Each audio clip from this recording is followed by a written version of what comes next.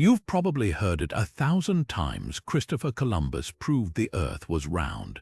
Brave explorer defied the flat Earth believers, risking everything to sail into the unknown. Except that's not true at all. The idea that people in Columbus's time thought the Earth was flat, pure myth. Scholars had known the Earth was round for over 1,000 years before he ever set sail. And yet, this stubborn misconception still clings to history textbooks, classrooms, and even pop culture. That's the thing about history. It's full of stories we accept without question, tales so deeply ingrained that we never stop to ask, wait, is that actually true? From famous battles that never happened the way we think, to legendary figures whose reputations were crafted long after their deaths, so much of what we know is just wrong. And that's where things get fascinating. Today, we're unraveling 30 of history's most stubborn myths, the kind of misconceptions that have been passed down for generations, shaping how we see the past.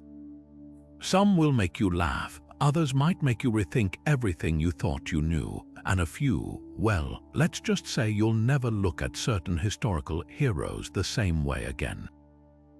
So buckle up, because history is about to get a whole lot more interesting, and you're in for some serious surprises. So where did this stubborn myth about Columbus and the flat Earth even come from? Blame it on a 19th century writer named Washington Irving. Yes, the same guy who gave us the legend of Sleepy Hollow.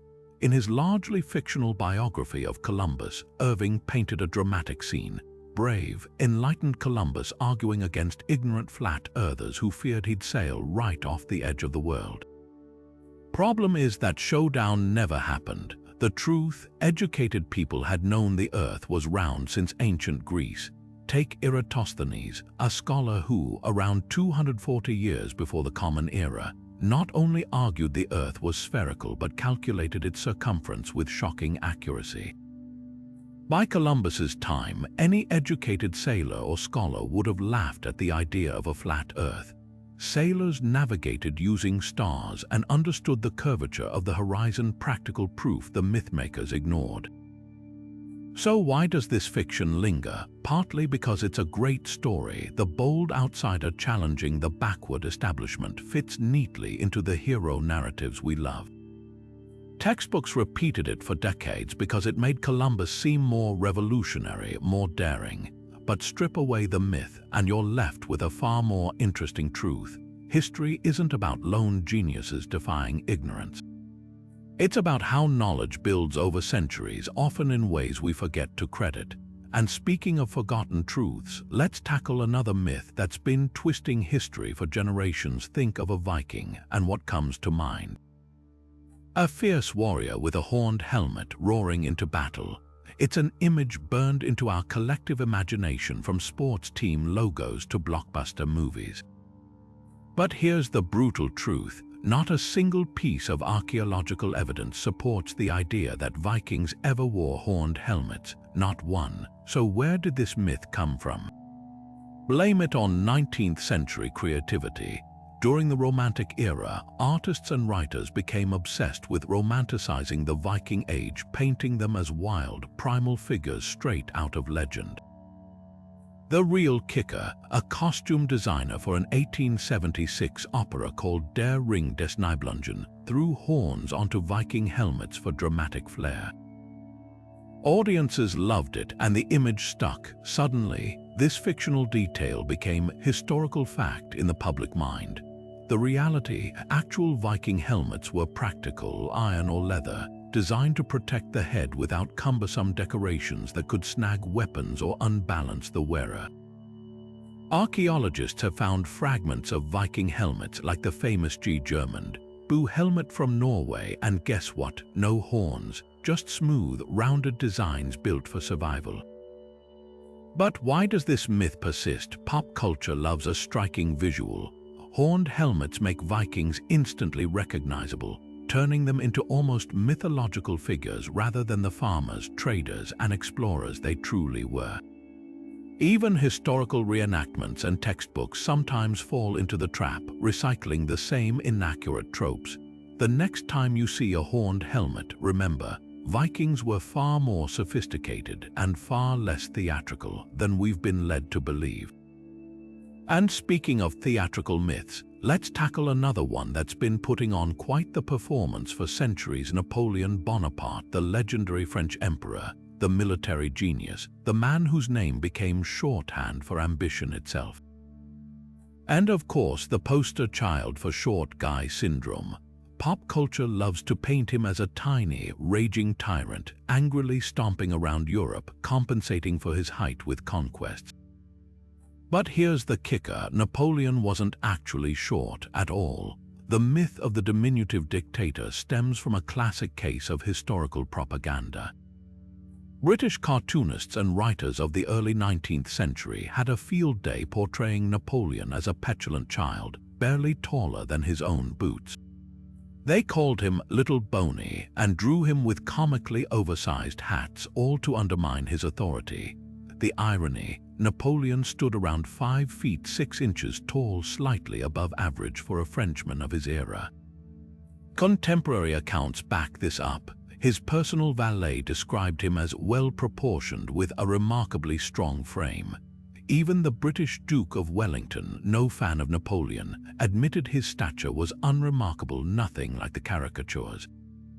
So why does the myth persist? Because it's irresistible. Reducing a larger-than-life figure to a punchline about height makes him seem less threatening, more human.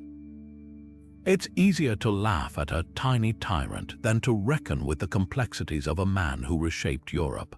The real twist: the unit of measurement used to record his height, the French inch, was slightly longer than the British inch.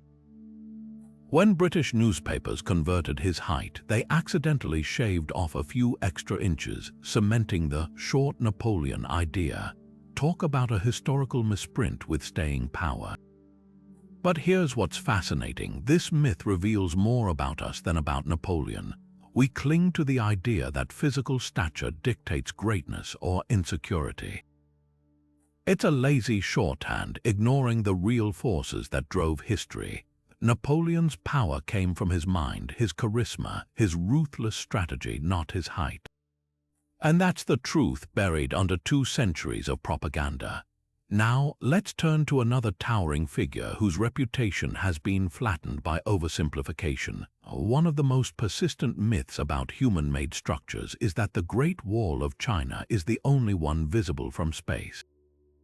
It's a claim that's been repeated in classrooms, documentaries, and even travel guides for decades.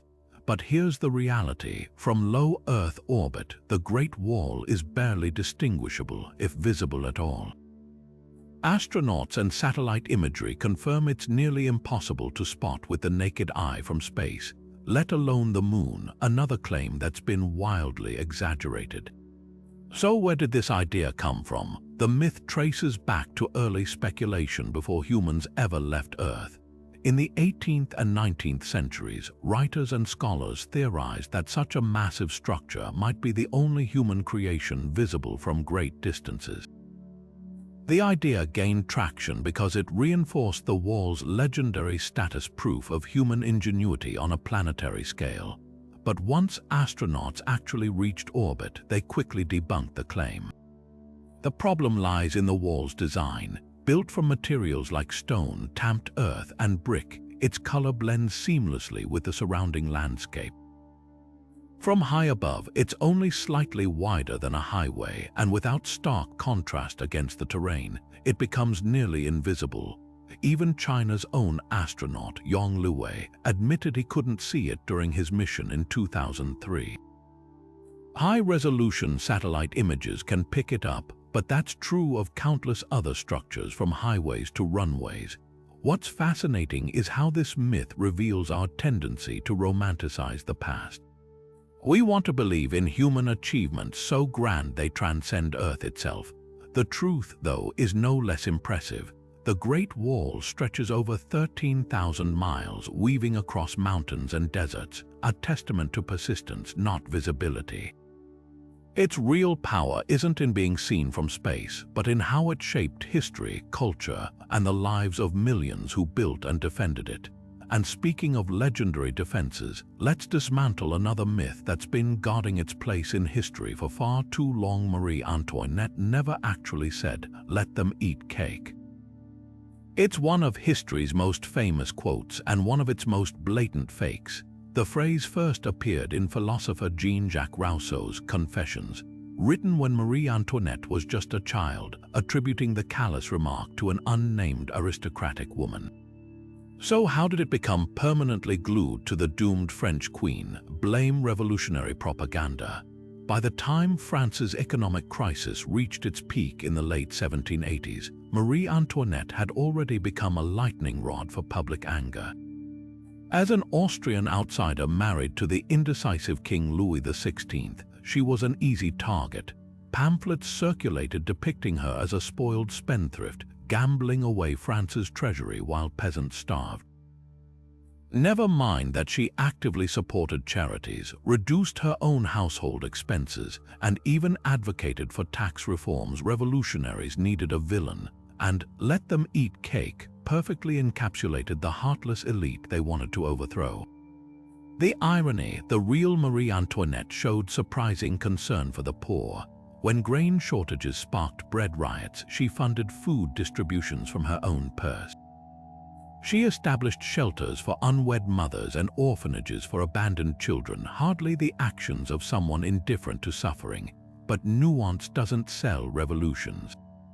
The more France's turmoil grew, the more her reputation was twisted to fit the narrative. By 1793, when she was executed, the myth had completely overshadowed the woman. What makes this misconception so enduring? It's a cautionary tale about how history gets written by the victors and how a single fabricated quote can define a life. Marie Antoinette wasn't a saint, but she wasn't the caricature we remember either. The real tragedy: we've let a lie shape our understanding of an entire era. Now, let's examine another myth where perception has wildly distorted reality. The Salem witch trials loom large in our imaginations as a frenzy of flames and screaming victims tied to stakes, but the reality was far more chilling in its methodical cruelty. While Europe's witch hunts often ended in burnings, Salem's accused faced a different fate: the gallows. Of the 20 people executed during the hysteria of 1692, 19 were hanged, and one elderly man was pressed to death under heavy stones. Not a single witch was burned in Salem. So why do so many people picture fiery executions? The confusion stems from Europe's brutal history, where burning was the preferred punishment for heresy and witchcraft. In places like Germany and France, authorities viewed fire as a purifying force, destroying both the body and the corruption within it. But Puritan New England operated under English common law, which reserved burning for crimes like treason. Witchcraft, oddly enough, was considered a lesser offense punishable by hanging. The real horror of Salem wasn't the method of execution, but the sheer absurdity of the trials themselves. Accusations snowballed from a handful of young girls suffering unexplained fits, later speculated to be caused by everything from ergot poisoning to outright fraud. The courts allowed spectral evidence, where victims claimed the accused appeared to them as ghostly tormentors, a claim impossible to disprove. Neighbors turned on neighbors, airing grudges under the guise of righteousness. Some confessed under torture, only to name others in desperate bids for survival. The trials became a self-perpetuating nightmare, fueled by fear and religious fanaticism rather than facts. What's often overlooked is how abruptly the hysteria ended. Once prominent figures, including the governor's own wife, were accused, doubts crept in. The courts disbanded, and within years, Salem's jurors and accusers publicly apologized. But for the victims like Giles Corey, who was crushed to death for refusing to plead, or Rebecca Nurse, a devout grandmother hanged on flimsy testimony, justice came too late. The myth of burning witches distracts from the real lesson of Salem: how easily fear can twist logic into something monstrous. And that same fear would fuel another historical distortion, one that rewrote the legacy of an entire profession for centuries. The so-called Dark Ages, a term that conjures images of backward peasants huddling in mud huts while civilization crumbled around them. It's one of history's most unfair labels, painting nearly 1,000 years of human progress as nothing but ignorance and decay.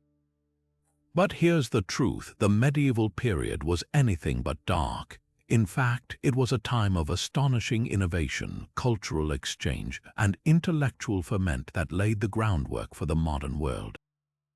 Take agriculture for starters. The medieval period saw revolutionary advances like the heavy plough, which turned Europe's dense, nutrient-rich soil into productive farmland. Then there was the three-field crop rotation system, a game-changer that allowed farmers to grow more food while preserving soil health. These weren't small tweaks, they triggered a population boom, fueling the growth of towns and trade networks.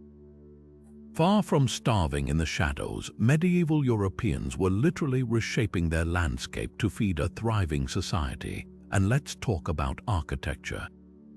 The soaring Gothic cathedrals of the 12th and 13th centuries weren't just pretty buildings, they were engineering marvels. Innovations like flying buttresses and ribbed vaults allowed walls to rise higher and windows to grow wider, flooding interiors with light. Chartres, Notre Dame, and Canterbury cathedrals weren't built by ignorant brutes. They were the work of master craftsmen, mathematicians, and artists pushing the limits of their materials. These structures stood as monuments to human ingenuity, not decline. Meanwhile, while Europe was supposedly in the dark, the Islamic world was experiencing a golden age of scholarship. Arab scientists preserved and expanded upon ancient Greek and Roman knowledge, making breakthroughs in medicine, astronomy, and mathematics. Figures like Avicenna wrote medical texts that remained standard in Europe for centuries, while scholars in Baghdad's House of Wisdom translated works from across the known world. This wasn't a vacuum, it was a vibrant exchange of ideas spanning continents. So why do we still call it the Dark Ages? Blame it on Renaissance thinkers like Petrarch, who coined the term as a way to glorify their own era by trashing the one before it. It was propaganda, pure and simple, a way to paint the Middle Ages as a barbaric interlude between the glory of Rome and the rebirth of their own time. But history isn't a straight line from darkness to light. Progress isn't neat or uniform. The medieval period was messy, complex, and full of surprises, just like any other era. The real tragedy: this myth obscures the incredible resilience and creativity of medieval people. They navigated plagues, invasions, and political upheaval, and still managed to invent, build, and dream. That's not stagnation, that's the human spirit refusing to be extinguished, and that's a story worth telling. Now, let's turn to another era whose reputation has been unfairly blackened by oversimplification. Albert Einstein failing math class is one of those stories trotted out to comfort struggling students. See, even geniuses had setbacks. But here's the kicker: it never happened, not even close. The idea that young Einstein flunked arithmetic is a textbook case of how a half-truth can spiral into a full-blown myth. The reality: by age 12, he was studying calculus on his own, and his school records showed top marks in mathematics. So how did this bizarre misconception take root? The myth likely stems from a misreading of Einstein's own frustrations with formal education. He clashed with the rigid, authoritarian style of German and Swiss schools in the late 19th century, famously calling their rote memorization methods spirit-crushing. At 15, he left one school partly because a teacher told him he'd never amount to anything. But here's what gets lost in translation: his rebellion wasn't about ability, it was about creativity. Einstein's mind worked differently. He questioned everything, chafing at drills and rules while devouring advanced scientific texts for fun. The failure narrative snowballed in the 1930s when a journalist misinterpreted a grading system switch. Early in Einstein's schooling, Swiss schools rated students from 1 top marks to 6 worst. Later, they reversed it: 6 became the highest. Someone glancing at old records might have seen a 1 in math and assumed it meant poor performance when in fact it signaled excellence. Throw in Einstein's self-deprecating humor, he once joked that, "Before I was 15, I had mastered differential and integral calculus badly," and the myth found fertile ground. What's fascinating is why this story persists. We love underdog tales, the idea that greatness can emerge from early stumbles. It's comforting to think even Einstein had to overcome academic hurdles. But the truth is more nuanced. His genius wasn't in overcoming failure. It was in thinking so far outside the box that conventional education couldn't contain him. While classmates memorized formulas, he was imagining what it would be like to ride a beam of light, a thought experiment that eventually led to relativity. The real lesson here isn't about failing math. It's about how rigid systems often mislabel brilliance as rebellion. Einstein didn't struggle with numbers. He struggled with a world that couldn't keep up with his curiosity.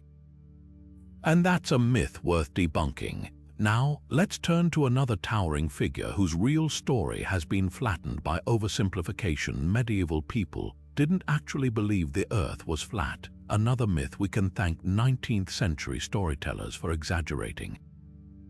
The truth, scholars in the Middle Ages had a firm grasp on the Earth's spherical shape, thanks to centuries of astronomical observation and preserved ancient knowledge.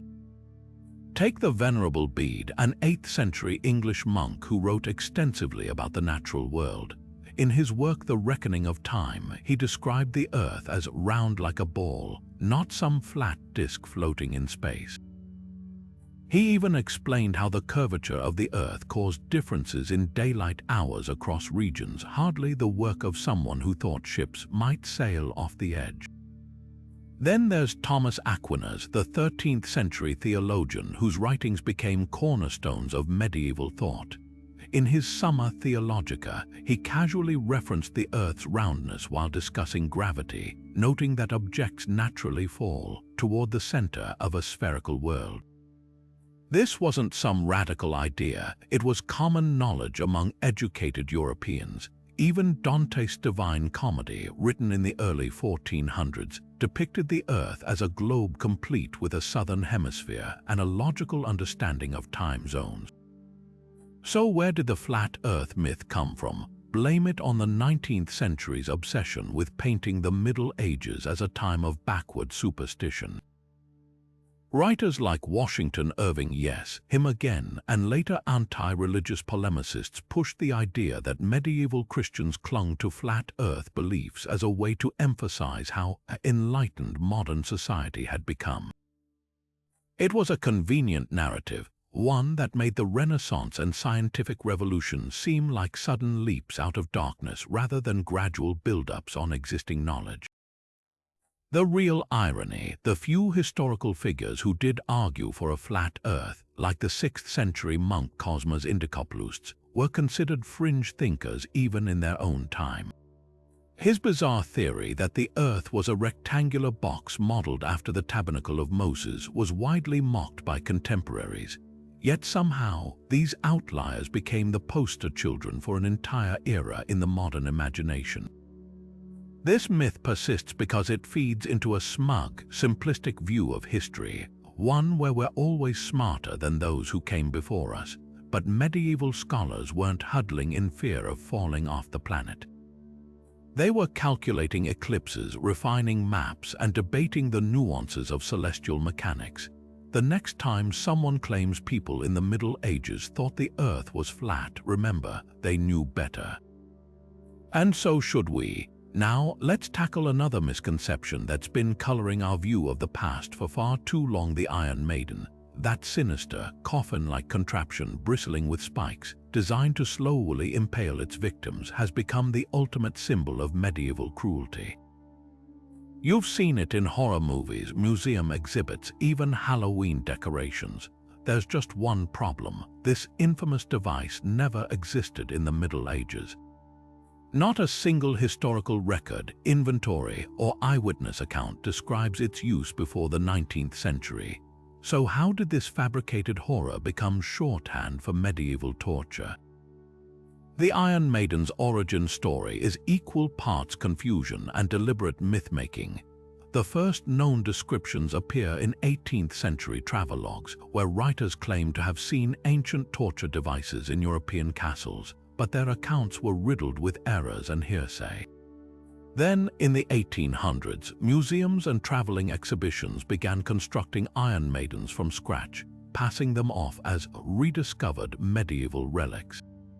The most famous example, displayed in Nuremberg in the 1860s, was later revealed to be cobbled together from old wood and spare parts, likely inspired by creative misreadings of earlier texts.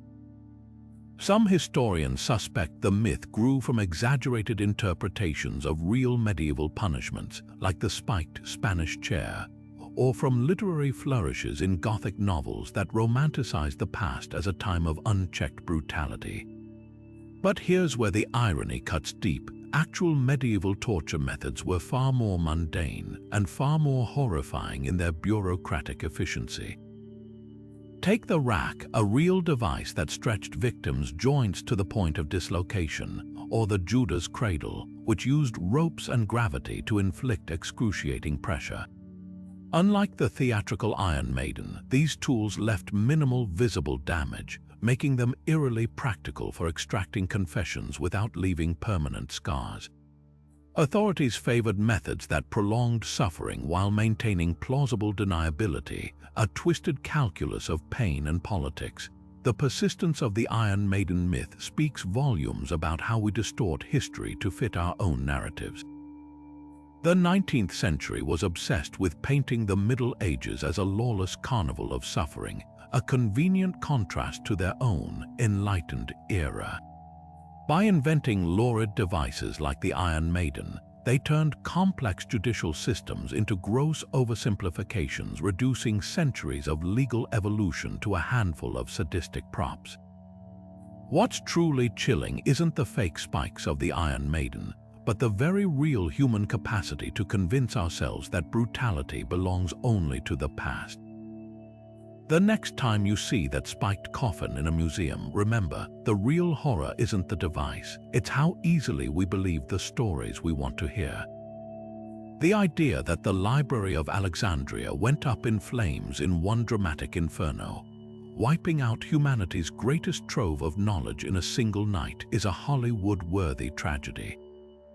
But like so much of history, the truth is messier, slower, and far more complex. The library's demise wasn't a sudden catastrophe. It was a slow bleed of neglect, political chaos, and multiple destructive blows spread across centuries. First, let's set the record straight. The Library of Alexandria wasn't just one building. It was a sprawling intellectual hub, part of a larger research institution called the Mauseon, where scholars from across the Mediterranean came to study, debate, and copy texts. At its peak, it housed hundreds of thousands of scrolls, works by Plato, Aristotle, and scientific treatises now lost to time. But here's what most people get wrong: there wasn't one great fire that destroyed it all. Instead, the library suffered a series of setbacks that chipped away at its greatness over time. The first major blow came in 48 BC, when Julius Caesar's forces set fire to ships in Alexandria's harbor during his civil war with Pompey. Flames spread to parts of the city, possibly damaging warehouse districts near the library where scrolls were stored. But here's the catch: contemporary accounts, like those from the historian Seneca, suggest only a fraction of the collection was lost. The library itself likely survived, though its reputation took a hit. Fast forward to the 3rd century CE, and Alexandria was a city in turmoil. Emperor Aurelian's troops sacked the city in 273 during a rebellion, and evidence suggests the Mauseon's quarters were damaged or destroyed in the violence. By this point, the library was already a shadow of its former self-funding had dried up, and scholars were fleeing to safer cities like Constantinople. The final nail in the coffin: Christian riots in the 4th century targeting pagan institutions, followed by the rise of Islamic rule in the 7th century, which repurposed the city's intellectual spaces. Each era took its toll, scattering or repurposing what remained of the collection. What makes this misconception so persistent? It's the allure of a single, dramatic turning point, a moment where ignorance triumphs over knowledge. But the real story is a cautionary tale about how civilizations lose wisdom. It wasn't flames that doomed the Library of Alexandria. It was indifference, budget cuts, and the slow erosion of institutions that once seemed eternal. Scrolls weren't burned en masse, they were left to rot in damp storerooms, recycled into scrap parchment, or simply forgotten as priorities shifted, and that's the deeper tragedy. Knowledge doesn't vanish in a blaze, it fades when we stop caring enough to preserve it. The Library of Alexandria didn't fall, it was abandoned piece by piece until one day no one remembered what had been lost. The image of the Wild West as a lawless free-for-all, where gunslingers dueled at high noon and bandits ruled the streets, has been seared into our collective imagination by countless movies and dime novels. But here's the shocking truth: many frontier towns were safer than modern cities. Take Dodge City, Kansas, often romanticized as the epitome of chaos. Historical records show its annual homicide rate peaked at around 1 per 1,000 people, lower than present-day Detroit or St. Louis. Even notorious hotspots like Tombstone, Arizona, averaged fewer than 3 killings a year during their so-called bloodiest eras. So how did this myth of unchecked violence take root? Blame it on 19th-century pulp fiction. Publishers like Beadle and Adams churned out thousands of cheap, dime novels starring exaggerated outlaws and fictionalized gunfights. These stories were the blockbusters of their day, devoured by Eastern audiences hungry for excitement. The more sensational the tale, the better it sold. Real-life figures like Billy the Kid and Wyatt Earp became larger-than-life characters, their exploits inflated with every retelling. By the time Hollywood got hold of them, they'd been transformed into archetypes, symbols of an era that never quite existed as we imagine it. The reality: most Western towns had strict gun control laws. In Dodge City, visitors were required to check their firearms at the sheriff's office upon arrival. Signs reading "Leave your revolvers here" hung in saloons, and violators faced hefty fines or jail time. Courts functioned, juries deliberated, and sheriffs like Wild Bill Hickok, often painted as a trigger-happy vigilante, were more likely to resolve disputes with arrests than shootouts. Even the infamous O.K.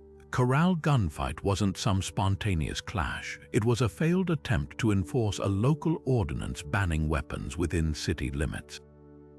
What's fascinating is how this myth persists despite overwhelming evidence to the contrary. Modern crime statistics reveal that the average Old West town had a murder rate comparable to mid-20th century America, a far cry from the war zone depicted in films. The real danger wasn't random violence but specific, often personal conflicts, feuds between ranchers, disputes over mining claims, or tensions between settlers and indigenous communities.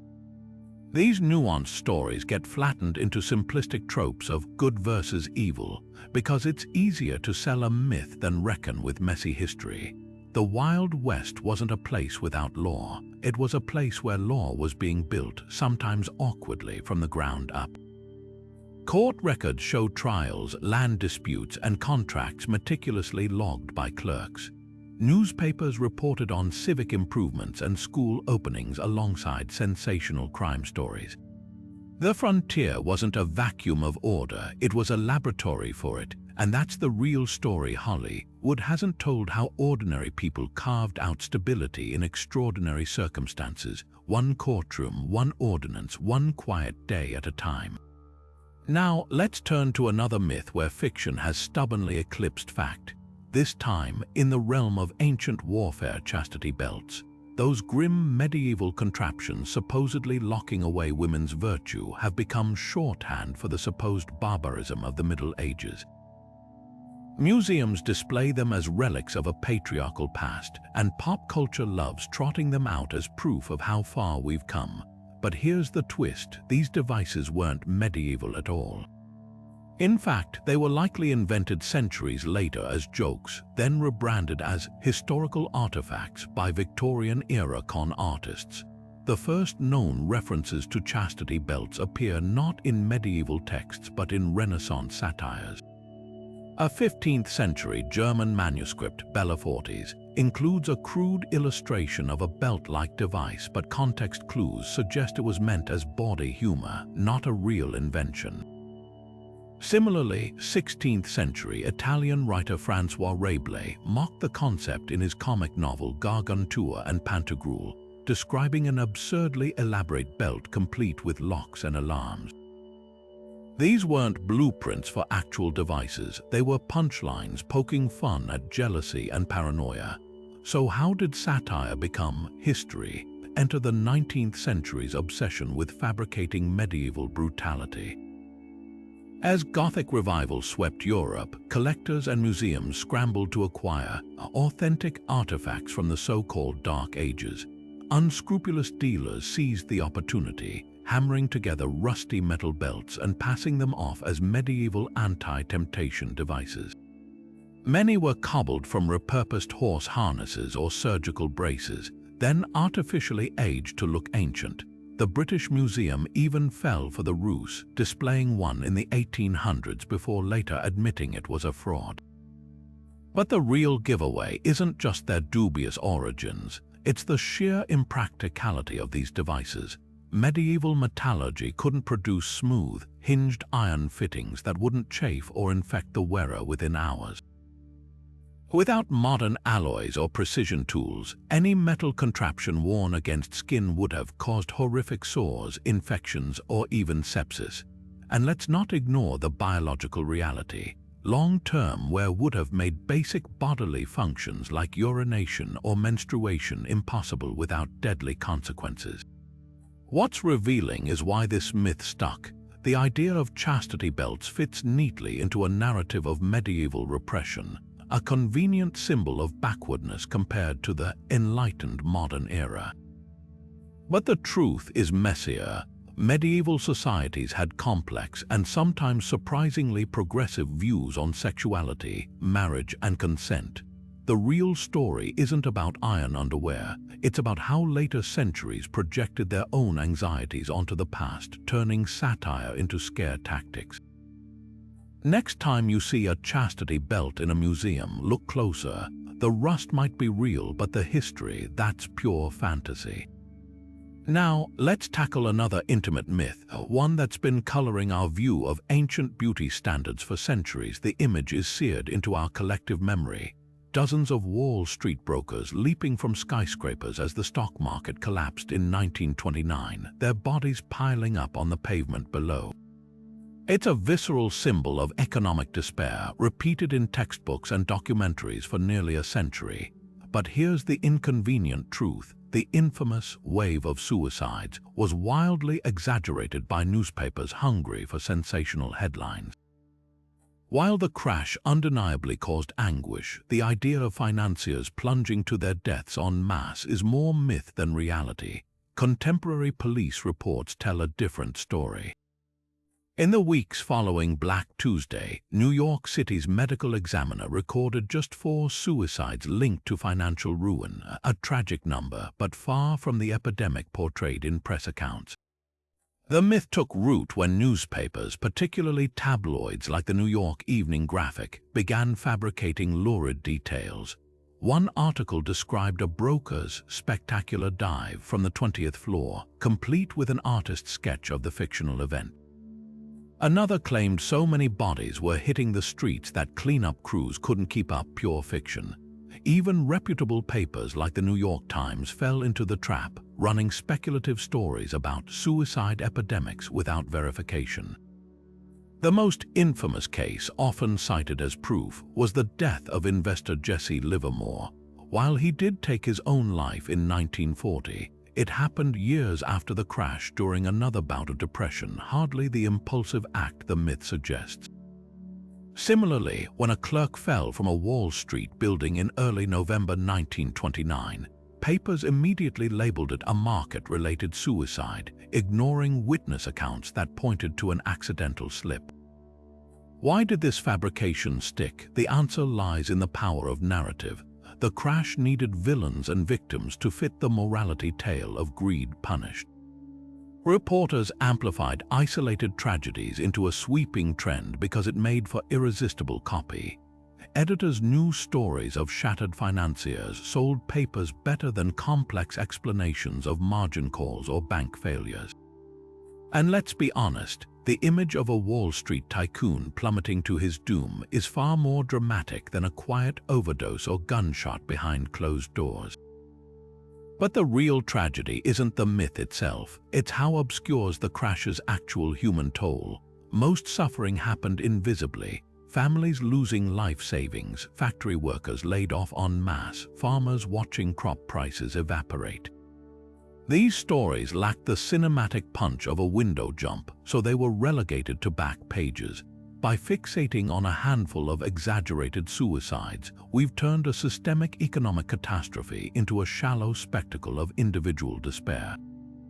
The lesson here isn't just about fact-checking history, it's about recognizing how easily trauma gets commodified into legend.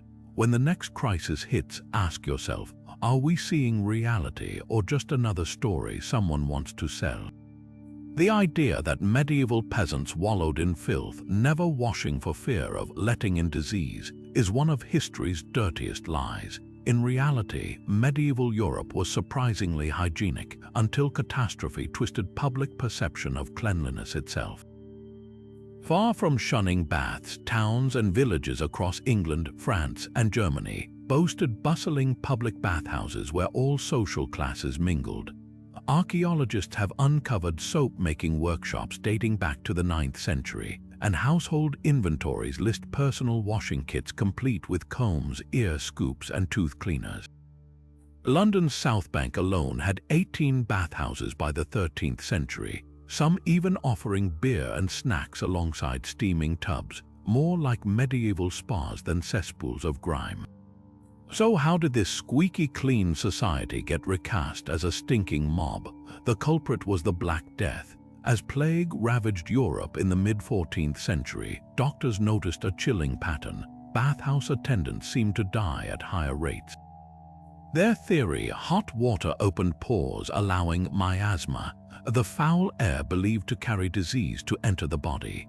In reality, it was the close quarters and shared water that spread bacteria, but without germ theory, the conclusion was inevitable: bathing equaled danger.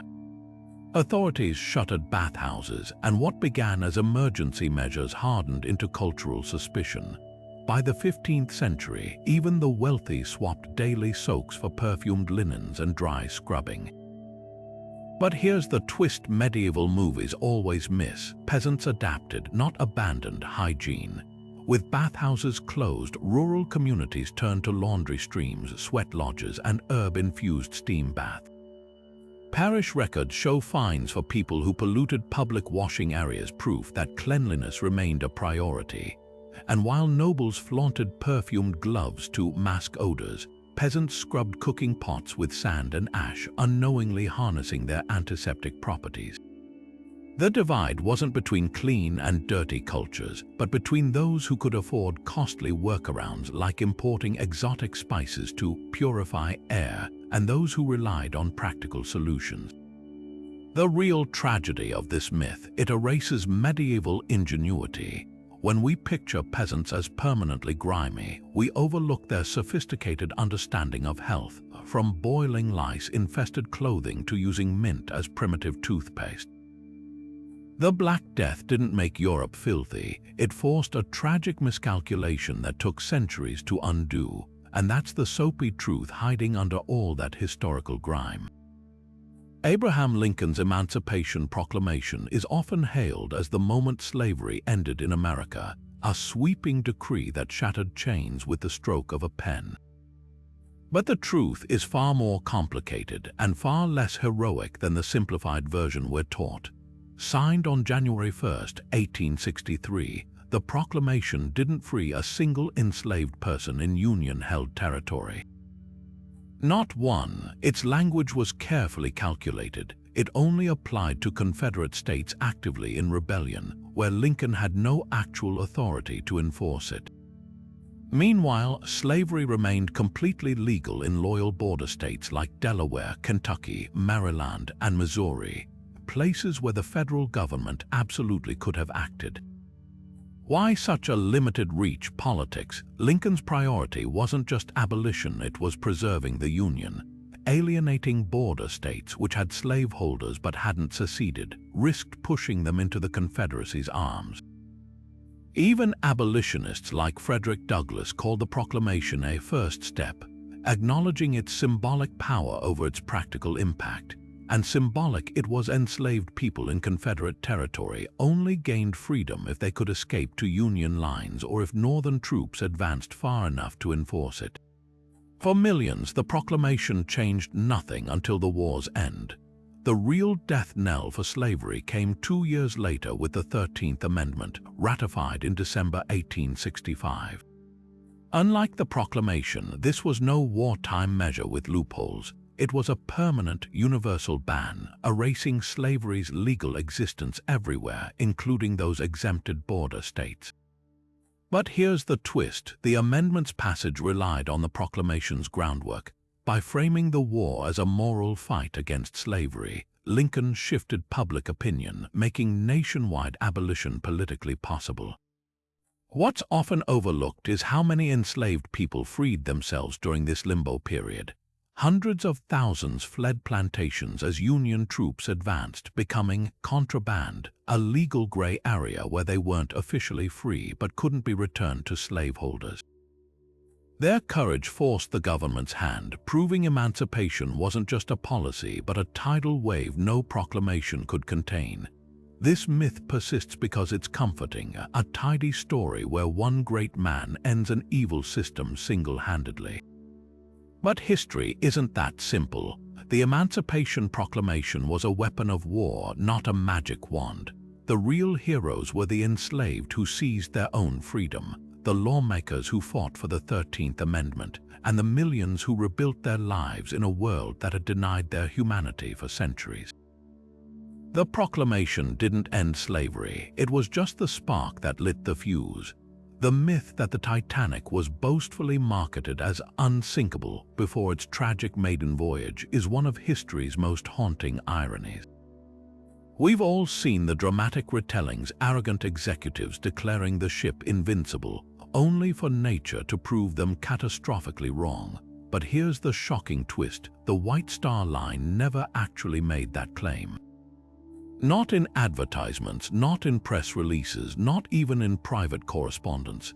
The idea that they hubristically tempted fate, that was entirely fabricated after the ship went down. Dive into the original pre-voyage brochures and you'll find far more measured language. The Titanic was described as designed to be unsinkable, a careful distinction emphasizing the ship's cutting-edge safety features, like its 16 watertight compartments. Engineers knew no ship could be truly unsinkable, but they believed these innovations would keep passengers safe long enough for rescue in most scenarios. Even the trade journal Shipbuilder, which published a detailed technical analysis of the Titanic's design, only went so far as to call it practically unsinkable under normal conditions. So how did practically morph into absolutely? The answer lies in the aftermath of the disaster. Newspapers desperate to explain the inexplicable latched onto hyperbolic narratives. The New York Times ran a now debunked quote from a White Star Line official supposedly calling the ship unsinkable, while survivor testimony often given in states of trauma retroactively assigned the label to pre-voyage hype. It was a perfect storm of grief and sensationalism. The public needed a villain, and what better scapegoat than corporate overconfidence? The real tragedy is how this myth obscures the Titanic's true lessons. The ship's designers weren't reckless egomaniacs. They were pioneers pushing the boundaries of maritime safety. Their miscalculations, like not extending the watertight compartments high enough, were rooted in limited data, not hubris. By turning the disaster into a simplistic morality tale about human arrogance, we've glossed over the complex engineering failures and regulatory gaps that actually doomed the ship. Even more revealing, the unsinkable myth overshadowed legitimate warnings. The Titanic's crew had received multiple ice alerts that night, but lacked standardized protocols for prioritizing them. Lifeboat drills were cancelled last minute, and evacuation plans were never properly communicated. These weren't failures of technology, but of systems and communication flaws we still grapple with in modern disasters. The next time you hear the Titanic called unsinkable, remember, that word isn't a relic of 1912. It's a post-disaster invention, a ghost story we tacked onto the wreckage to make sense of the senseless.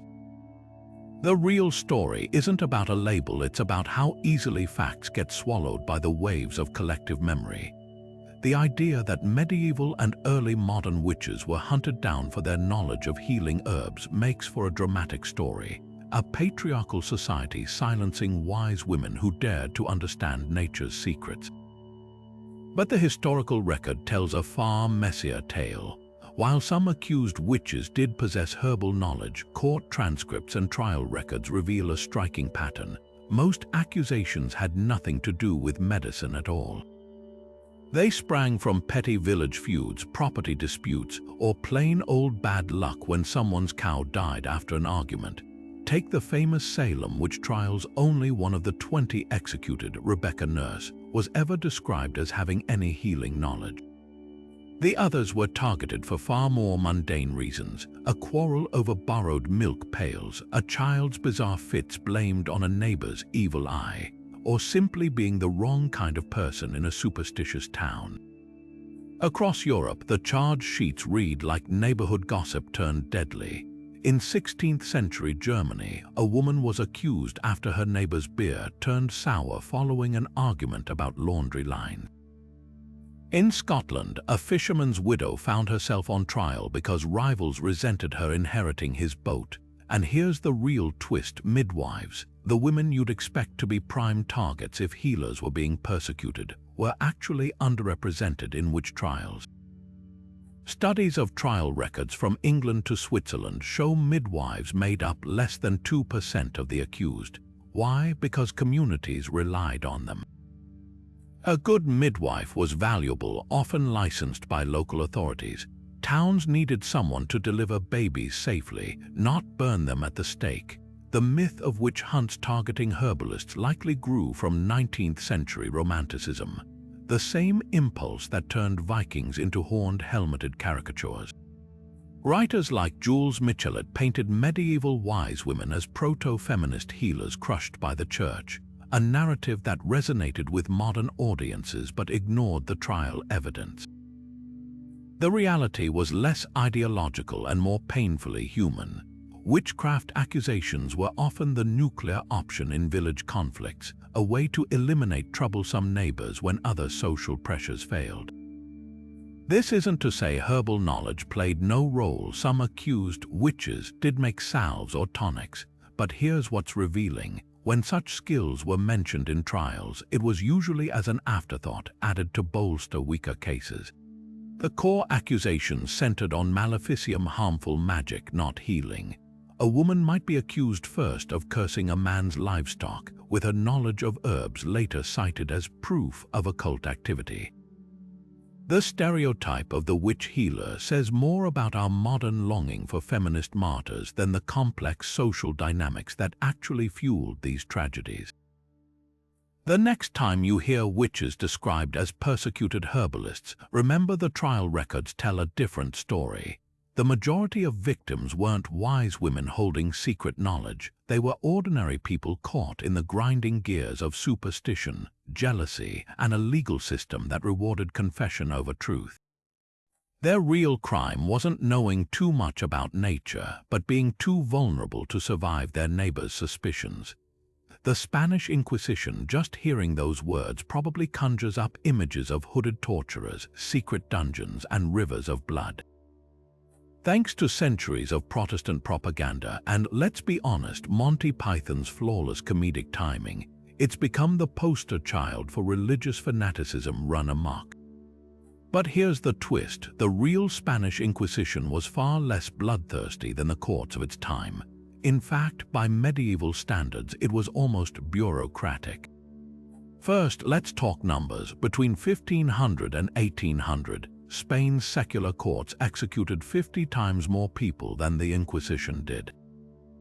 That's not a typo. Regular criminal courts were handing down death sentences like confetti, while the Inquisition's conviction rate hovered around 2%. Most cases ended with fines, public penance, or exile. Even when torture was used, which happened in less than 10% of cases, it followed strict rules: no permanent injury, no shedding blood, and sessions couldn't exceed 15 minutes. Compare that to secular trials where confessions were routinely beaten out of suspects without oversight. Then there's the paperwork. The Inquisition kept obsessive records, every accusation, witness statement, and verdict meticulously documented. Defendants had the right to legal counsel, could call witnesses in their defense, and even got copies of the charges against them. These weren't sham trials, they were shockingly procedural for their era. In one famous case, a man accused of heresy was acquitted because the Inquisition couldn't find enough evidence, a far cry from the kangaroo courts we imagine. So why the blood-soaked reputation? Blame it on 16th century PR wars. Protestant reformers like Martin Luther and John Calvin had a vested interest in painting Catholic Spain as a land of irrational savagery. Their pamphlets, filled with exaggerated tales of Spanish cruelty, spread like wildfire across Europe. By the time the Enlightenment rolled around, philosophers like Voltaire were recycling these stories as proof of religion's inherent barbarism. The myth stuck because it was useful, a cautionary tale about the dangers of mixing church and state. Even the infamous auto da fe, the public sentencing ceremonies, weren't the mass executions pop culture loves to depict. Most were carefully staged theater, designed to scare people straight rather than burn them alive. Prisoners sentenced to death made up a tiny fraction of participants, and many were handed over to secular authorities because the Inquisition itself wasn't allowed to execute anyone. That's right, the church outsourced its dirty work to avoid technically breaking its own rules. The real irony: Spain's secular rulers often complained the Inquisition was too lenient. When King Philip II tried to crack down on Protestantism, he found the Inquisition frustratingly slow, too obsessed with due process to serve as an efficient tool of terror. The legend of the bloodthirsty Inquisition says more about our love of simple villains than the messy reality of history. It wasn't a mercy machine, but nor was it the unparalleled monster we've been told. The truth, as always, is buried somewhere in between. Now, let's turn to another myth where fear has wildly distorted the facts, this time about one of history's most misunderstood groups. The Boston Tea Party wasn't actually about tea being too expensive. That's one of those oversimplifications that turns a revolutionary act into a tantrum over grocery bills. The real issue: taxation without representation, and a corporate monopoly that threatened to strangle colonial economies. On December 16, 1773, when colonists dumped 342 chests of British tea into Boston Harbor, they weren't just protesting a tax. They were rejecting a system that gave them no say in the laws governing their lives, while propping up a powerful corporation at their expense. At the heart of the controversy was the Tea Act of 1773, which lowered the price of tea by allowing the British East India Company to sell directly to the colonies, cutting out colonial merchants. On paper, this seemed like a win: cheaper tea, but colonists saw the trap. The act preserved a small tax from the earlier Townshend duties, implicitly affirming Britain's right to tax them without consent. Worse, it granted the East India Company a monopoly, squeezing local merchants out of the trade. As one Boston pamphlet warned, this wasn't just about tea, it was about whether free men will submit to be robbed of their property by a distant government and its corporate favorite. The protesters' own words reveal how deeply this cut. John Adams wrote that the Tea Party wasn't the work of a mob, but of people of all ranks who saw the act as the last straw in a decade of constitutional overreach. Even conservative figures like George Washington condemned the Tea Act not because of the cost, but because it undermined colonial self-government. The tea dumped that night wasn't just a commodity, it was a symbol of economic coercion.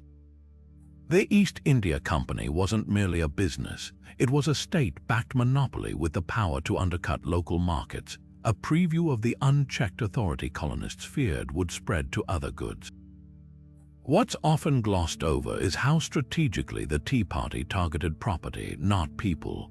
The protesters took meticulous care to damage only the tea, even replacing a broken padlock on one of the ships. This wasn't mindless vandalism, it was calculated political theater, designed to show Britain that colonists would resist economic tyranny while still respecting lawful order. The message was clear: we'll play by the rules when we have a voice in making them, but not when they're imposed by a parliament where we have no seats. The real genius of the protest was how it exposed the hypocrisy of British policy.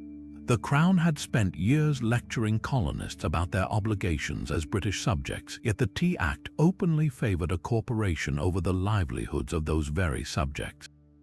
By destroying the tea, the colonists forced Britain's hand, revealing how far it would go to protect corporate interests. The coercive acts that followed, closing Boston's port and revoking local governance, proved the protesters right. This wasn't about a tax, it was about power and who got to wield it. The next time someone says the Boston Tea Party was about high taxes, set the record straight. It was about a principle so foundational we still fight over it today. When governments serve corporations instead of citizens, resistance isn't just justified, it's necessary. And sometimes that means turning a harbor into the world's most expensive teapot. Hollywood loves to paint gladiators as disposable killers, doomed to die bloody deaths for the crowd's amusement.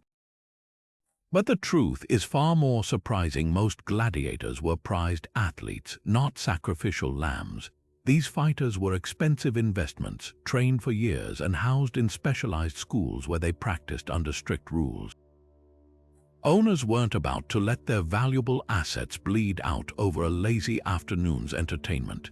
In fact, historians estimate that only 1 in 10 gladiatorial bouts ended in death.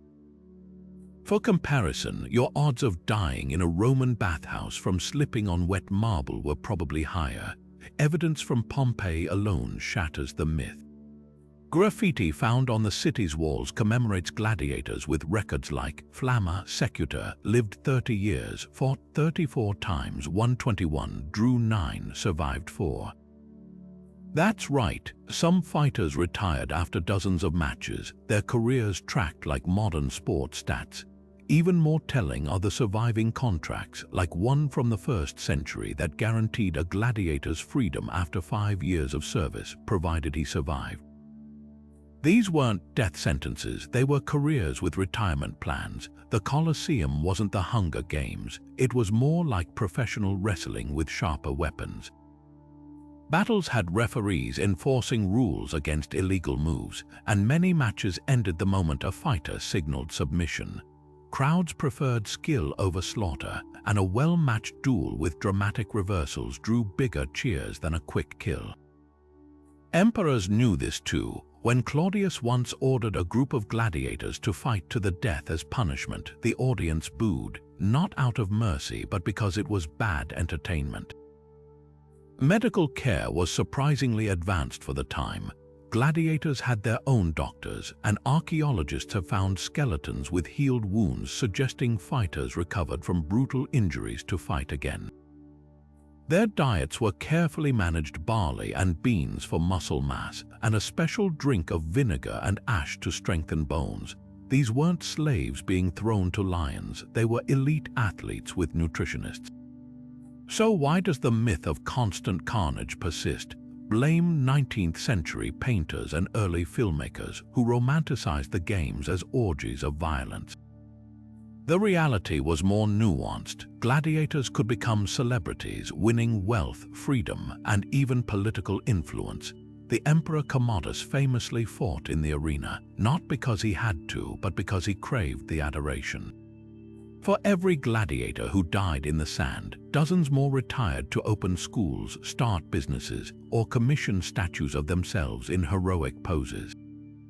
The next time you picture a gladiator's life, think less about bloodthirsty crowds and more about the equivalent of a star quarterback, talented, pampered, and occasionally risking it all for glory.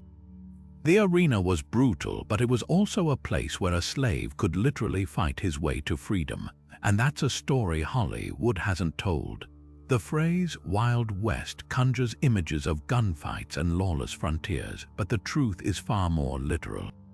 The term originally had nothing to do with outlaws or saloon brawls. It was a simple geographic description, wild as in uncultivated land, untouched by plows or fences. Newspapers and homesteading advertisements in the mid-19th century used it to promote cheap, fertile soil out west where settlers could stake their claim. A Nebraska newspaper in 1858 boasted of wild lands ripe for the plow, while railroad companies lured Easterners with pamphlets promising wild prairies transformed into prosperous homesteads. This wasn't a call to lawlessness, it was a real estate pitch. The romanticized version we know today emerged decades later, when dime novelists and traveling shows like Buffalo Bill's Wild West needed a catchy label for their dramatized version of frontier life. Suddenly, wild shifted from describing empty landscapes to branding a mythic era of adventure. By the 1890s, the phrase had been stripped of its agricultural roots and repackaged as shorthand for chaos. Never mind that census records show many frontier towns had lower violent crime rates than modern cities. The legend of untamed lawlessness sold better than the truth about corn yields and land deeds. Even the federal government played a role in rebranding. The Homestead Act of 1862 had encouraged orderly settlement by offering free land to those who farmed it for 5 years. Yet by the early 20th century, officials began using Wild West nostalgically, erasing the bureaucratic reality of land offices and surveying crews in favor of a more thrilling narrative. The very term that once advertised opportunity became a euphemism for anarchy. What's fascinating is how this linguistic shift reveals our obsession with rewriting history. The real West was built on paperwork, claims filed, boundaries surveyed, deeds notarized, but paperwork doesn't fuel legends. Wild lands became wild times because we'd rather remember outlaws than orchardists. The frontier wasn't tamed by 6-shooters, it was measured in acres, fenced with barbed wire, and signed into existence with ink, not blood. Next time you hear Wild West, picture not a gunslinger, but a farmer squinting at the horizon, calculating how many bushels of wheat that uncultivated soil might yield. The Mona Lisa wasn't always the world's most famous painting. In fact, for centuries, it was just another portrait gathering dust in a French palace. When Leonardo da Vinci painted it in the early 16th century, his contemporaries barely gave it a second glance. Unlike his fresco, The Last Supper, or his anatomical sketches, which were widely copied and discussed, the Mona Lisa slipped under the radar. Art historian Giorgio Vasari's influential Lives of the Artists, written just decades after Leonardo's death, mentions the painting in passing, but spends far more time gushing over a now-lost portrait of another Florentine woman. Even King Francis I of France, who acquired the painting after Leonardo's death, displayed it in his bathroom at Fontainebleau Palace, hardly the treatment you'd expect for a masterpiece destined to break the internet. So how did this quiet, unassuming portrait become the face of Western art? Blame it on a daring heist in 1911. Before that, the Mona Lisa was just one of many Renaissance works admired by a niche audience of art lovers.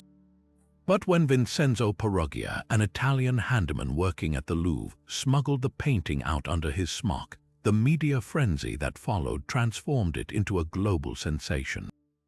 Newspapers ran breathless headlines for months, turning the theft into a real-life detective drama. The empty space where the painting once hung became a pilgrimage site for curious Parisians. Suddenly, everyone wanted a glimpse of this mysterious woman they'd never noticed before. The irony, many of the painting's so-called enigmas were invented during this publicity storm. Before the theft, art critics rarely mentioned her uncanny smile. Vasari's original description called it merely pleasant. But as the media dissected every inch of the recovered painting, the Mona Lisa became a canvas for wild theories. Was she smiling? Was she sad? Was she even a woman at all? The more people stared, the more they projected their own obsessions onto her. By the time Pablo Picasso and his poet friend Guillaume Apollinaire were briefly suspected of involvement in the theft, a false accusation that only added to the legend, the Mona Lisa had cemented her place as the art world's ultimate Rorschach test. What's truly fascinating is how this accidental fame reshaped the painting's physical presence. The glass case, the bulletproof barriers, the climate-controlled room, none of that existed before the theft. The Louvre treated it like any other work, hanging it unprotected on a gallery wall. Now, it's less a painting and more a cultural relic, worshipped by crowds who line up just to snap a photo from behind 3 layers of security. The Mona Lisa didn't earn her fame through artistic merit alone. She became iconic because we turned her into a mirror for our own myths, and that's the real secret behind her smile. It's not about what Leonardo painted, but what we've decided to see. The Mona Lisa isn't famous because she's extraordinary. She's extraordinary because we made her famous. The image is burned into our collective memory, summer pilgrims in stark black outfits, hunched against the wind as they step onto Plymouth Rock. Those tall hats with the shiny buckles have become as much a part of Thanksgiving decor as turkeys and pumpkins. But here's the colorful truth. The real pilgrims would have been horrified by their drab, monochrome legacy. 17th century inventories, wills, and even paintings reveal a wardrobe bursting with earthy greens, deep reds, and vibrant blues, far from the funeral parade aesthetic we've been sold. Take Mary Chilton, one of the Mayflower's most famous passengers. When she died in 1679, her estate inventory listed a russet-colored petticoat, a blue apron, and a green waistcoat, garments that would have made her look more like a character from a Renaissance fair than a Puritan cartoon. Even Governor William Bradford's will mentioned a green gown and a violet cloak. These weren't people dressing for a perpetual funeral. They were practical settlers wearing the durable, dyed wool common to English farmers of the era. So how did black and white become the unofficial uniform of the pilgrims? Blame 19th century artists and playwrights.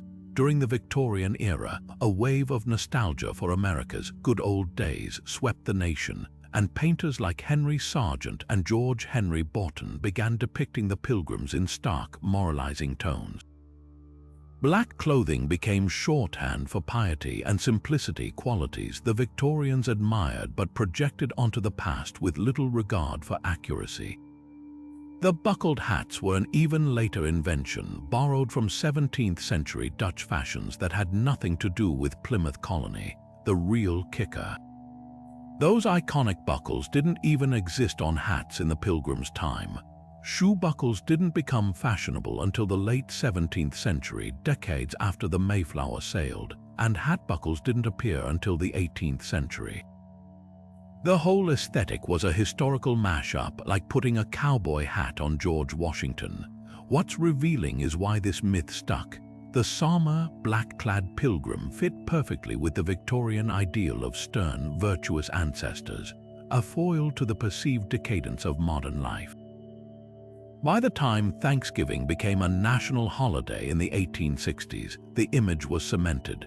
School books, holiday cards, and even Norman Rockwell's 20th century illustrations kept recycling the same tired trope, turning a practical, colorful wardrobe into a symbol of joyless austerity.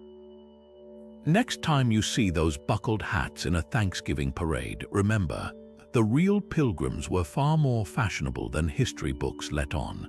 Their clothing wasn't a statement of piety, it was a reflection of the vibrant, messy reality of everyday life in the New World. And that's a truth worth celebrating in full color. The 100 Years' War sounds like a relentless, century-long bloodbath, two nations locked in an unbroken struggle for generations. But the truth is far more complex. This so-called war was actually a series of separate conflicts, rebellions, and truces stretched over 116 years, with long stretches of peace in between. From its start in 1337 to its messy conclusion in 1453, England and France spent more time not fighting each other than they did clashing on the battlefield. The conflict kicked off over a tangled web of royal inheritance. English kings descended from French nobility claimed the French throne, a demand France obviously rejected.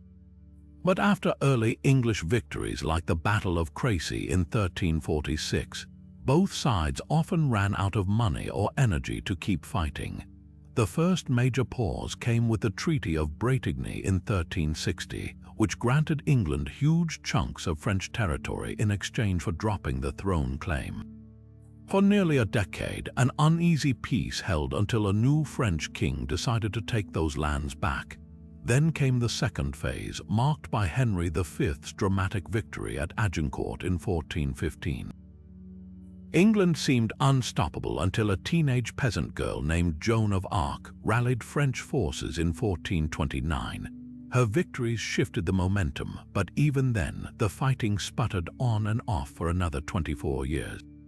At one point, a 14-year truce was declared simply because both sides were exhausted. What's fascinating is how these pauses shaped history. During lulls in fighting, England's focus turned inward, sparking the Wars of the Roses. France used the breaks to reorganize its military and tax systems, emerging stronger. The war wasn't a single event but a chain reaction of political and social changes that reshaped both nations. The misconception of a century-long bloodbath persists because it's a neater story, one epic struggle, rather than a messy chess game of treaties, betrayals, and cold wars. But the real 100 Years' War wasn't a marathon. It was a storm with long, deceptive calm between each thunderclap. We've all seen the cartoons, cavemen grunting and dragging women by their hair, clubbing each other over trivial disputes, living in a world of pure instinct. The phrase Stone Age has become synonymous with backwardness, as if our ancestors were just bumbling their way toward civilization. But here's the reality: the Stone Age was anything but primitive. These people weren't just surviving, they were innovating, trading, and even performing brain surgery. Take trepanation, for example. This was a surgical procedure where healers carefully drilled or scraped holes into the skull, often to relieve pressure or treat injuries. And it wasn't some rare freak occurrence. Archaeologists have found trep and skulls dating back as far as 7,000 years, with evidence that many patients survived the operation, thanks to healed bone growth around the edges of the holes. Imagine the precision required: no anesthesia, no sterile tools, just sharpened flint and an intimate understanding of human anatomy. This wasn't the work of mindless brutes, it was the work of skilled practitioners who'd clearly been honing their craft for generations. Then there's the sheer sophistication of Stone Age tools. We're not talking about crude rocks bashed together. Artifacts from sites like Olduvai Gorge reveal carefully crafted hand axes, scrapers, and spear points, each designed for specific tasks. Some blades were so finely honed they could rival modern surgical steel in sharpness, and the materials tell an even more surprising story. Obsidian from distant volcanoes, amber from Baltic shores, seashells traded across continents.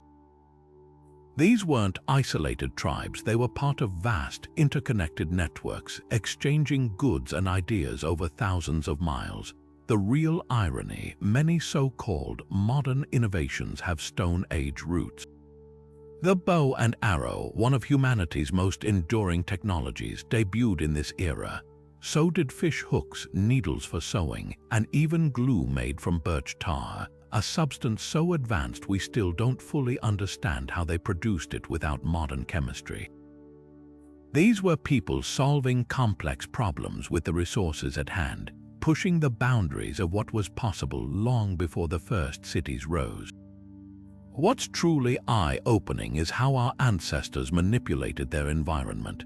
They didn't just passively adapt to nature, they reshaped it. In Australia, indigenous peoples used controlled burns to manage landscapes for tens of thousands of years, creating fertile hunting grounds long before agriculture arrived. In the Amazon, ancient societies enriched the soil with charcoal and organic waste, engineering the richest earth on the planet. These weren't primitive acts, they were acts of ecological mastery. The next time someone dismisses the Stone Age as a brutish prelude to real history, remember, these were the original inventors, the first doctors, the pioneering engineers. They didn't have steel or microchips, but they had something just as powerful: ingenuity. And that's a legacy worth honoring, not caricaturing. Now, let's turn to another era whose reputation has been flattened by oversimplification.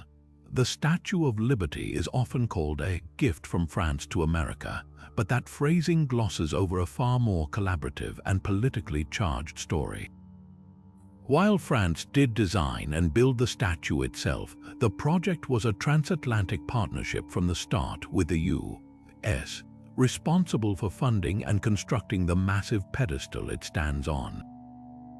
And here's the twist: Lady Liberty wasn't even conceived as a symbol of immigration.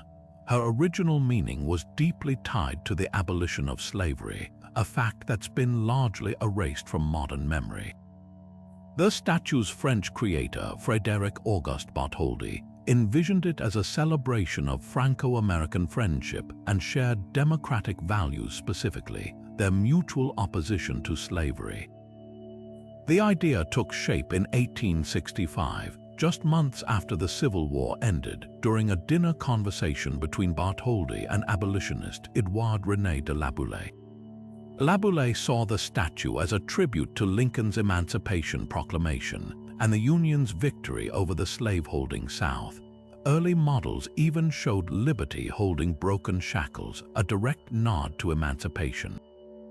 But by the time the statue was dedicated in 1886, Reconstruction had collapsed and the shackles were discreetly tucked under her robes, replaced by a tablet inscribed with the date of American independence, a subtle shift that reflected the era's retreat from racial justice. Financing the statue was a struggle on both sides of the Atlantic. France raised funds through public donations, lotteries, and even charging visitors to tour Bartholdi's workshop. Meanwhile, the U.S. Congress initially refused to pay for the pedestal, leaving the project in limbo. It took a relentless newspaper campaign by Joseph Pulitzer, yes, the Pulitzer Prize namesake, to rally ordinary Americans. His New York World shamed the wealthy for ignoring the cause and published the names of every contributor, no matter how small. School children sent pennies, factory workers donated hours of wages, and eventually, over 120,000 people gave a total of $102,000, about $3 million today.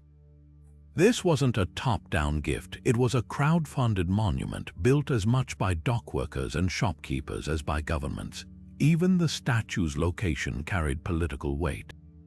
While today we associate Liberty Island with welcoming immigrants, it was chosen precisely because it faced away from Ellis Island. The original sightlines were designed to greet ships returning Americans from Europe, not arriving newcomers. The famous poem, "The New Colossus, Give Me Your Tired, Your Poor," wasn't added until 1903, nearly 2 decades after the statue's unveiling, and even then, it was a minor footnote until immigration officials repurposed it in the mid-20th century. The statue's rebranding as an immigration symbol says more about America's evolving identity than its actual history. What's lost in this rewritten narrative is the statue's radical roots. The torch wasn't just a beacon of hope, it was a protest symbol inspired by the abolitionist movement's imagery of enlightenment triumphing over oppression. The broken chains at liberty's feet, still visible if you know where to look, were a quiet challenge to a nation backsliding on racial equality. This wasn't a polite diplomatic gesture, it was a bold statement about democracy's unfinished work. So the next time you hear Lady Liberty called a gift, remember, she was never just handed over. She was a joint project paid for in small coins and big ideals, and her meaning has always been as shifting as the harbor tides around her. The real story isn't about generosity between nations. It's about how ordinary people on both continents came together to build something extraordinary, then spent the next century arguing over what it should stand for. The Mayflower Compact gets trotted out in every school play and Thanksgiving documentary as the sacred seed of American democracy, the humble document where pilgrims pledged self-government under God. But here's the twist: it wasn't the first constitution in the colonies, nor was it ever intended to be one. This single-page agreement, signed in 1620 by 41 male passengers aboard a storm-battered ship, was less a grand political blueprint than a hastily scribbled band-aid for mutiny prevention. Compare it to the Fundamental Orders of Connecticut, adopted in 1639, 19 years later, but infinitely more sophisticated. While the Mayflower Compact was a vague, 200-word pledge of loyalty to King James and mutual cooperation, the Fundamental Orders outlined a detailed government structure with elected officials, term limits, and procedures for passing laws. It was the first written constitution in the colonies to truly resemble modern governance. Connecticut's settlers didn't just promise to play nice. They built a functional system with checks and balances, all without mentioning a monarch once. The real irony: the Mayflower Compact was temporary by design. Drafted because the Pilgrims accidentally landed outside the jurisdiction of their Virginia Company charter, it was essentially a corporate stopgap to keep order until proper authority could be established. There's no evidence it was ever invoked after their first winter, yet somehow this emergency memo got mythologized as the cornerstone of liberty, while the actual groundbreaking constitutions, like the Massachusetts Body of Liberties in 1641, which included trial by jury and prohibitions on cruel punishment, faded into historical footnotes. Why does the myth persist? Romantic nationalism. 19th century historians latched onto the Mayflower story as a tidy origin myth, one that painted the Pilgrims as noble lawgivers rather than the desperate, half-starved refugees they actually were. The Compact's brevity made it easy to memorize in classrooms, while its religious overtones appealed to America's self-image as a city upon a hill. Never mind that it never created a legislature, defined rights, or even bound future generations. It felt foundational. The truth is, the Mayflower Compact mattered far less than what came after. It was a survival tactic, not a philosophical manifesto. The real innovation happened when later colonists, like those in Connecticut and Massachusetts, sat down to design systems that could last. They didn't just pledge loyalty, they wrestled with the messy details of power, representation, and justice, and that's the story worth remembering. The Industrial Revolution is often painted as an era of unrelenting misery, factories belching smoke over huddled masses of overworked children, entire families crammed into disease-ridden slums, human lives ground into cogs for the machine of progress. And while those horrors were undeniably real, the full picture is far more complex. Yes, early industrial cities were brutal places, with children as young as 6 pulling coal carts in suffocating mines or losing fingers in textile mills. But this wasn't the whole story. Beneath the well-documented suffering, something paradoxical was happening. For the first time in history, the average person's life expectancy, literacy rates, and even wages began a slow but steady climb. Take wages first. Before factories dotted the landscape, most Europeans lived as subsistence farmers or piecework weavers, their incomes fluctuating wildly with harvests and market prices. Historical records from Britain show that between 1780 and 1850, real wages for urban workers actually rose by about 50%, not because factory owners were generous, but because mechanization made goods cheaper. A weaver who once spent half his income on candles could suddenly afford lamps. A family that once ate grain gruel now had occasional meat. This wasn't universal. Skilled artisans thrown out of work by machines often fared worse. But for the growing class of semi-skilled laborers, life wasn't the unbroken descent into poverty we imagine. Then there's literacy. The rise of factories created something unprecedented. A demand for workers who could read manuals, tally ledgers, and follow written instructions. Church schools and Sunday schools exploded in industrial towns, funded by both reformers and pragmatic industrialists who needed a marginally educated workforce. In England, literacy rates jumped from around 50% in 1800 to over 75% by mid-century.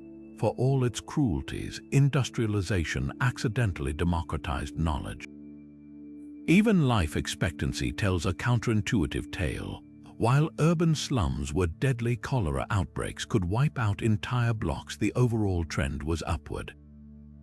The same railroads that polluted cities also brought cheap grain during famines. The same factories that maimed workers also mass-produced soap, reducing deadly infections. By 1850, British life expectancy had risen to 40 years, up from 35 in 1750. That's still appallingly low by modern standards, but it marked the first time in centuries that progress outweighed decline. None of this excuses the era's atrocities. Child labor was widespread, with reports of 6-year-olds working 16-hour shifts in cotton mills. The air in cities like Manchester was so thick with coal dust that residents rarely saw the sun.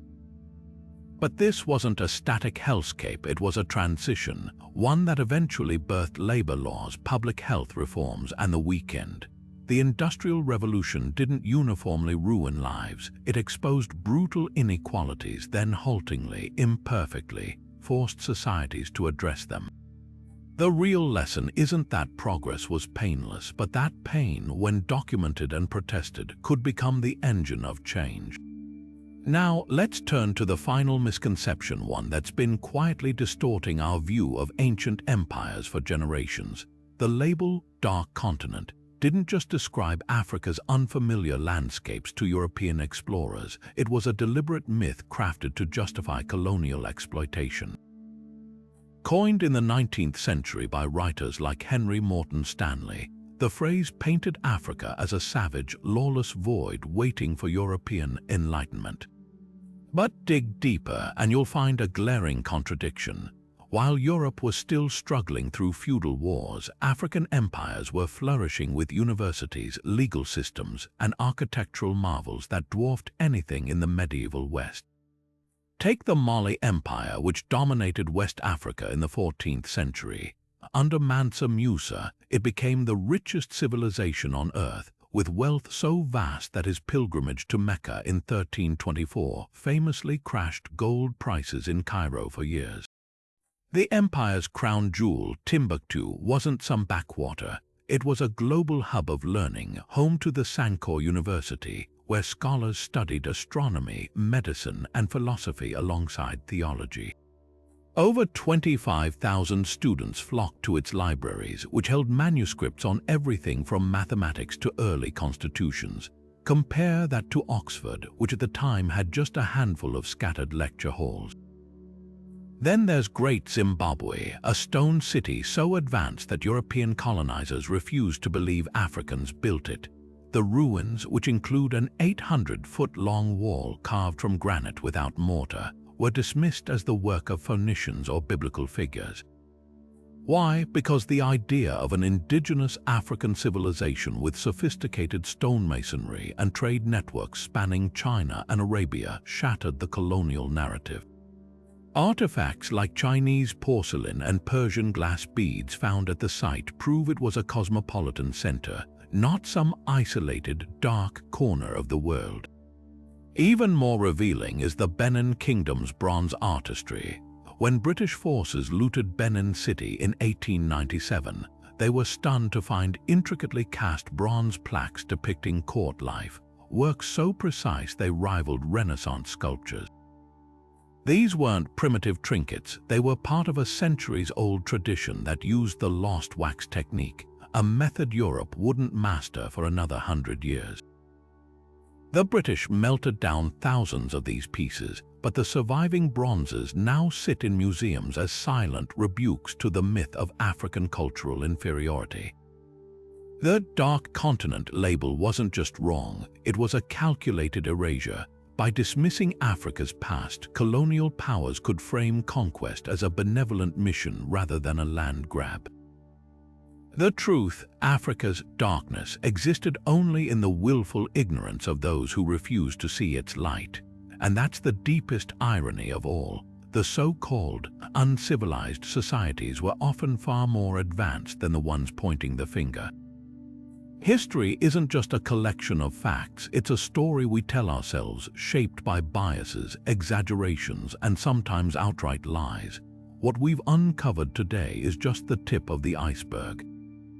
From Columbus sailing into a world that already knew its shape, to Vikings who never wore horns, to Marie Antoinette's cake that never was, even the most widely accepted truths can crumble under scrutiny. These myths persist because they're comfortable. They fit neatly into the narratives we've built about heroes and villains, progress and ignorance, but reality is messier, more surprising, and far more fascinating. The takeaway: question everything. Behind every textbook certainty, there's a deeper story waiting to be uncovered. History isn't set in stone, it's a living conversation, constantly being revised as new evidence comes to light.